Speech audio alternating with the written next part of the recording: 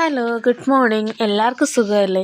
അപ്പോൾ ഇന്ന് പതുപോലെ നമ്മളുടെ ലഞ്ച് ബോക്സ് ടിഫിൻ ബോക്സും എന്താണെന്ന് ഓടിപ്പോയി കണ്ടിട്ട് ആദ്യം പതുപോലെ തന്നെ ഒരു പാത്രമൊക്കെ എടുത്ത് വെച്ച് അതിൻ്റെ മുകളിൽ ലഞ്ച് ബോക്സ് എടുത്ത് വെച്ചിട്ടാണ് ഞാൻ ചോറ് വിളമ്പുന്നത്. അപ്പോൾ പൊന്നൂസിന് ആവശ്യത്തിനുള്ള ചോറും കുറച്ച് ചോറ് മതി എന്ന് പറഞ്ഞിട്ടുണ്ട്.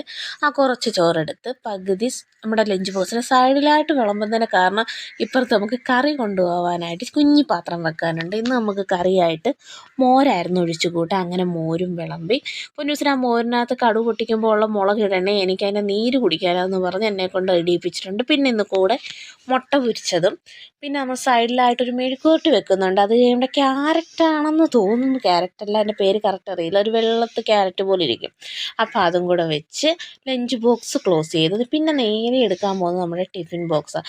ടിഫിൻ ബോക്സിനകത്ത് നമ്മുടെ ക്രീം ബന്ന, ഇത് ക്രീം എന്ന് വെച്ചാൽ നമ്മൾ തന്നെ ചെയ്യുന്നത്. സാധാ ബന്നെടുത്ത് രണ്ടായിട്ട് മുറിച്ച് അതിനകത്ത് ക്രീം വെച്ച് കൊടുക്കുകയാണ്. അപ്പോൾ അതും സൈഡിലോട്ട് വെച്ച് ഇന്നത് മാത്രമേ ഉള്ളൂ നമുക്ക്. അപ്പോൾ ഇന്ന് ഇത്രയേ ഉള്ളൂ. ബൈ.